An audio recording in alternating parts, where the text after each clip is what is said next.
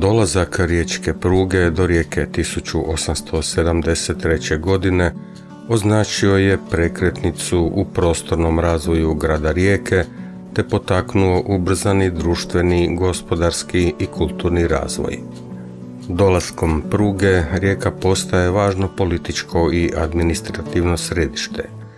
Presudan faktor za odabir Rijeke kao glavne ugarske luke dogodio se nekoliko godina ranije.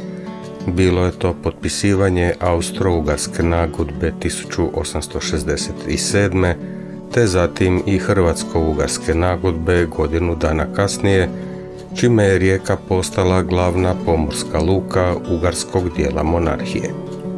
Nakon toga počela je i ubrzana gradnja, te je 23. listopada 1873. godine u promet puštena dionica od Karlovca do Rijeke, čime je Budimpešta preko Koprivnice, Zagreba i Karlovca povezana s morem, dok je austrijski dio monarhije istovremeno izgradio i svoj pravac, koji je zbog kraće udaljenosti bio otvoren za promet već 24. lipnja.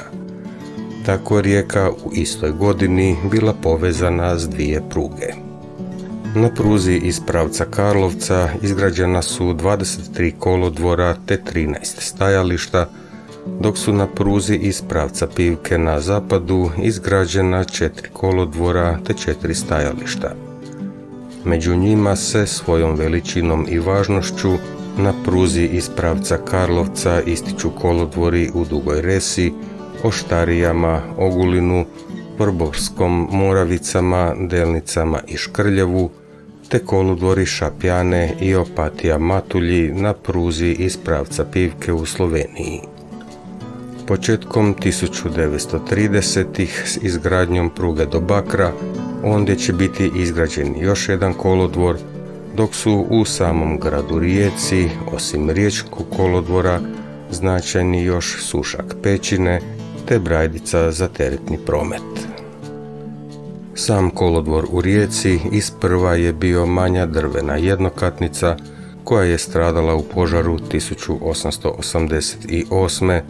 nakon čega je prema nacrtima glavnog arhitekta mađarskih kraljevskih željeznica Ferenca Fafa izgrađena današnja zgrada kolodvora, koju su sporazumom od 1897. godine zajednički koristili Austrijsko društvo južnih željeznica i Mađarske kraljevske željeznice.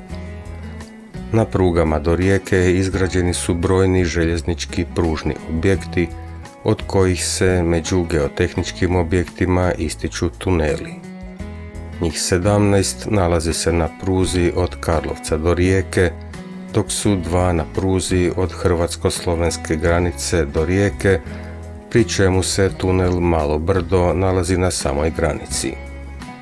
Najduži izgrađeni tunel na pruzi kroz Gorski kotar je Kupjak, dug 1222 metra.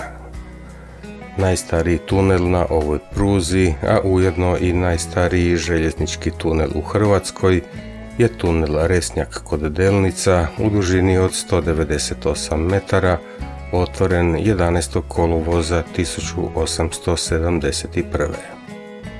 1900. godine za potrebe pristupa teretnoj luci otvoren je tunel Brajdica duljine 1838 metara, a na pruzi do Bakra naknadno su izgrađena još 2 tunela.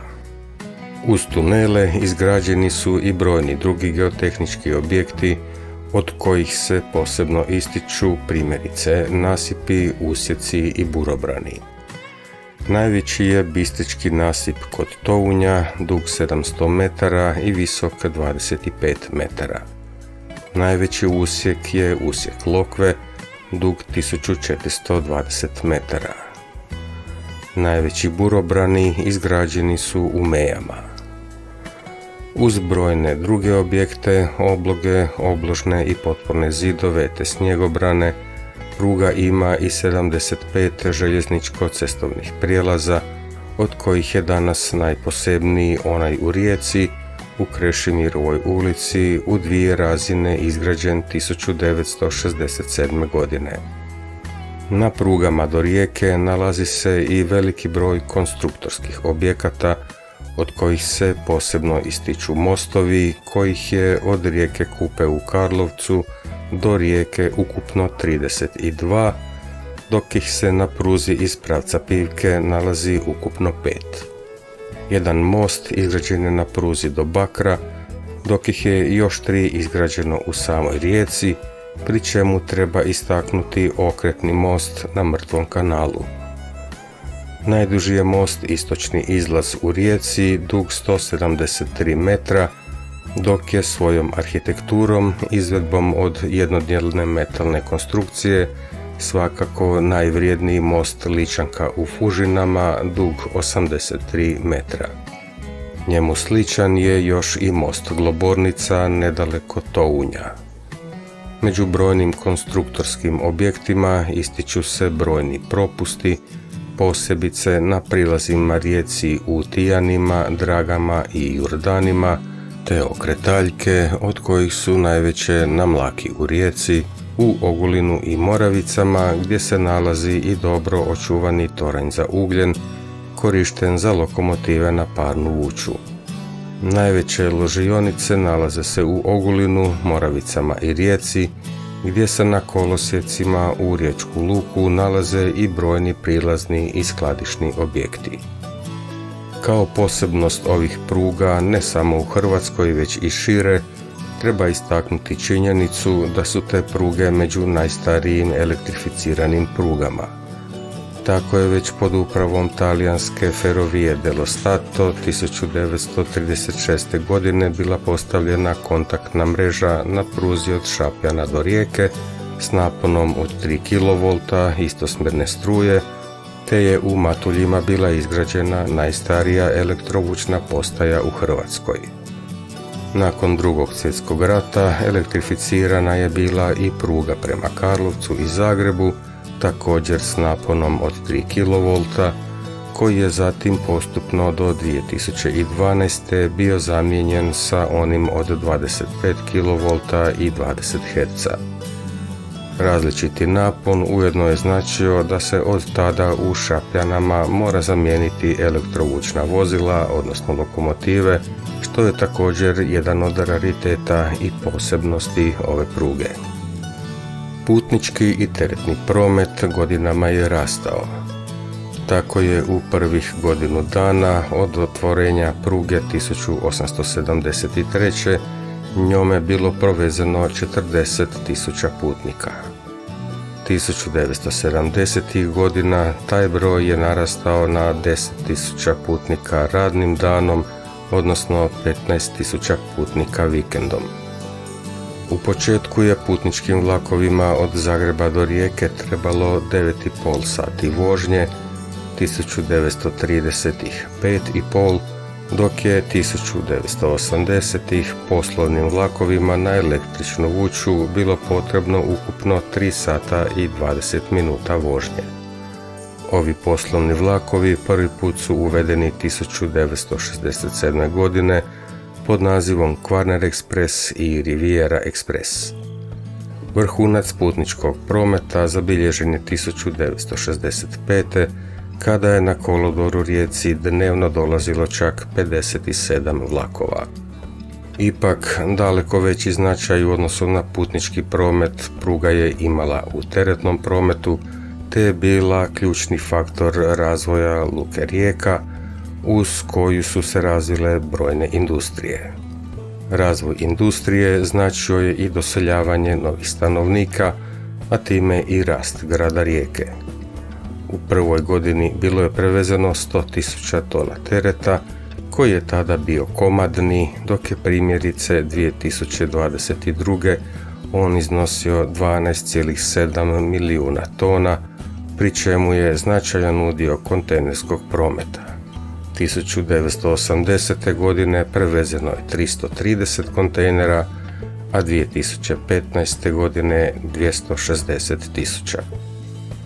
Tijekom vremena izgrađeni su brojni željeznički objekti i kolosijeci za potrebe teretnog prometa. Za potrebe komadnog tereta koji je prevladavao u prvoj polovini 20. stoljeća Izgrađeno je čak 68 vagonskih okretaljki.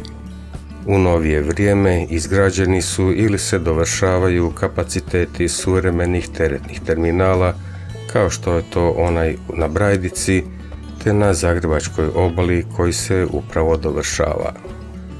Promet riječke pruge obilježila su i različita vučna vozila, od prvih parnih lokomotiva MAVA do kasnije prepoznatljivih elektrovučnih vozila, kao što su to na primjer bile lokomotive serije 361 takozvane Brede, serije 1061 takozvane Žutke ili serije 1161 takozvane Samante, ali i elektromotorni putnički vlakovi kao na primjer serija 310 takozvana Litorina i serije 6011 takozvana Gomulka, dok su najnovije vrijeme obilježile suvremene elektromotorne garniture serije 6112. Brojni objekti na riječkim prugama danas su dio kulturne baštine koju trebamo i moramo očuvati. Tu se ističu kolodvor u Rijeci te kolodvor Opatija Matulji. Kolodvor u Rijeci, izgrađen prema nacrtima Ferenca Fafa, izveden je u obliku jednoetažnog paviljona s dva niža bočna krila, izgrađena u klasicističkom stilu, s trokutastim zabatima te različitim dekorativnim reljefnim elementima, s motivima rizalitnih pilastra, s koritskim kapitelima i girlandama. Kolodvor Opatija Matulji ističe se svojom arhitekturom te vrijednom carskom čekaonicom iz vremena kada je ovaj kolodvor bio glavni željeznički prilaz Opatiji i njezinoj rivijeri, do koje je od kolodvora vodio i tramvaj od 1908. do 1933. godine. Daleko najvrijedniji geotehnički objekt u gradu Rijeci je tunel Brajdica, dovršen 1900. godine.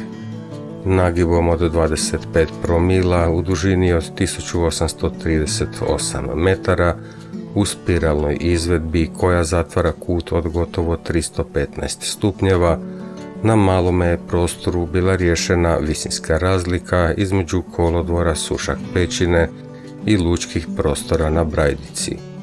Ovaj tunel je zbog toga raritetan u svjetskim razmjerima te bez sumnje ima perspektivu da u budućnosti bude uvršten i na popis UNESCO-ove svjetske baštine. Najvrijedniji konstruktorski objekt je okretaljka s ložionicama na Mlaki, koja je u današnjem obliku izgrađena 1913. godine, a glavno obilježje su joj 22 garaže u obliku segmenta kruga, usmjerene na pripadajuću joj okretaljku, čineći najveći takav objekt ne samo u Hrvatskoj, već i šire. Danas ovaj objekt više nema svoju prvotnu funkciju okretanja vozila u željeni smjer, što ostavlja veliku perspektivu za njegovu prenamjenu. Po uzoru na neke druge primjere iz svijeta, ovaj prostor bio bi podesan kao mjesto prezentacije željezničke baštine, odnosno kao muzejski prostor. Riječke pruge i objekti su za njezine potrebe izgrađeni, imaju bogatu povijest koja ima svoju materijalnu i nematerijalnu vrijednost, te danas pričaju priču o utjecaju i važnosti željezničkog prometa na razvoj gradova i prostora. Rijeka je upravo takav primjer grada koji je obilježio dolazak pruge i čiji bi razvoj bez te pruge i njenog utjecaja bio potpuno drukčiji i teško zamisliv. I upravo zato je potrebno očuvati prugu i željezničku baštinu Rijeke kako bi ostala trajni spomen jednom razvoju i jednoj prošlosti koju je oblikovala, a oblikuje i našu sadašnjost.